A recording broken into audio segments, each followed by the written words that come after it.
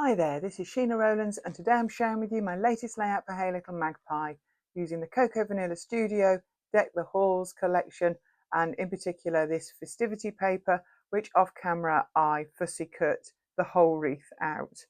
I'm going to use a couple of other papers with it. I'm just trimming the manufacturer's strip off the bottom of that one. That's the Kris Kringle. It's got squares on the other side, and this peachy one is called Yuletide. I'm aiming to have some strips on the left of my layout, so I'm going to have the green one at the base, a strip of the spotty over the top, and then white cardstock over that. So obviously I need to now create a 12 by 12 base for my layout. I'm not going to have too much of the Yuletide showing, just a little bit, and then a bit more of the Kris Kringle. So I'm just going to start to cut down the white cardstock and get everything stuck into position for the base. I'm actually going to just cut a couple of inch strip of that Kris Kringle paper. Seems silly to stick it all to a 12 by 12. So I'm just brought in a blank piece of cardstock as a template while I try and create another 12 by 12. I like to fussy cut papers mainly, so if there's no point wasting too much. So I've just cut a strip of both of them, and I'm just going to attach it all now together back to with double-sided tape to make it into a 12 by 12. So this does take a few minutes at the beginning, but it's worth it, and that's all sorted, and I can get rid of the template. So I bring back in the wreath that I cut from the Festivity paper, and I'm actually going to have it overhanging because it's actually 12 inches square pretty much, or it fit on a 12-inch piece of paper, but I'm going to get it to overhang here. So this is ice spruce. It's one of the distress oxides, and I'm just going to come in with a brush, and I'm just really it's going to be more like a shadow underneath the wreath. So I'm just keep replacing the wreath to start with, so I've got an idea. I don't want to go too far out, but I don't want it to all be covered up either. And I'm dabbing off onto a piece of scrap on the left there, so I don't create any harsh lines with the brush, because I really literally want this just to be a bit of a shadow. So I've done that, and I finished that off camera, and there it is. You can see it a little bit there. Barely noticeable by the end, but I do think in real life you see it. Unusually for me, I'm going to start to stick things down already, and I'm put some foam pads on the back of the wreath, and I'm going to get that into position. I don't peel the backing off all of them because I actually want to tuck my photos underneath it. So what I'll do is I will just stick it down at the top to start with once I've got it into position, and leave the bottom loose until nearer the finish, where then I can figure out where to stick it. And I think I even peel off a couple of the foam pads on the end. So I've trimmed it with my guillotine, so I'm quite happy with the way that's positioned now. As I say, I haven't stuck down all the foam pads at the bottom. I've got two photographs there that I want to pop underneath, and I also want to use some embellishments to the right of the photographs. So I'm just trying to decide how I want the photographs to look. They're of a couple of Christmas trees, so I'm going to use the Christmas tree die cut and chipboard to go with it there. I brought in a paper from the 6 by 8 pad, and I'm going to use that just to layer my photographs on. I thought it picked up the peach of the flowers in the wreath and of the torn strip, so I thought that was a good 6 by 8 paper to choose. So they're pretty much the same size. I'm just going to attach them to each other and think about where I'm going to place them. I do take my time with this because I want to get those embellishments on the right hand side, and so I do end up messing with this a little bit. I want to overlap the photos, but I don't want to lose too much of the detail from them. So it just didn't feel quite right, so I swapped them over and put the two photos the other way around, and I felt that that looked a lot better. So I think that's what I actually finally go with, and I took the trees back in, and I think that, yeah, that works much better now. So happy with that. So I feel like I can move on a little bit. I'm going to use the Merry and Bright from the chipboard set as the title. It's not stuck down there yet, but I do like its position on the wreath, so I think that's probably where it's going to stay.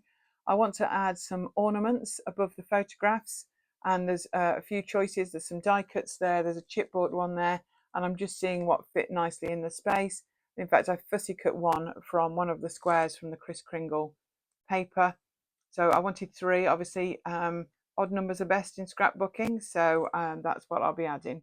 I'm just double checking which 3 I really want. I decide that the smaller one is too yellow, and I switch that back out again for the one that I fussy cut, so I think that's going to work.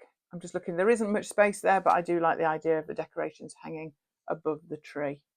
So now time to start to stick everything down, and I'm going to start there with the title. I really like these photos. I haven't scrapped them before. They were taken this time last year at Chatsworth House in Derbyshire. Every year they decorate their house, and we were very lucky to go and visit it with friends. And the most superb Christmas trees. They really know how to decorate, and I thought they deserve to be recorded. I don't write any journaling on the front of this layout, but I will add some to the back. But these are just 2 of many photographs that I could have used from our trip to Chatsworth House. So I'm just tucking a bit of string behind the ornaments before I attach them, and they're in pale pink and pale green. You can't really see it very well. You may see it better in the close-ups, and I'm going to just tuck the cut ends underneath the wreath. Time to add a few more embellishments. I've cut out some little stars from one of the borders.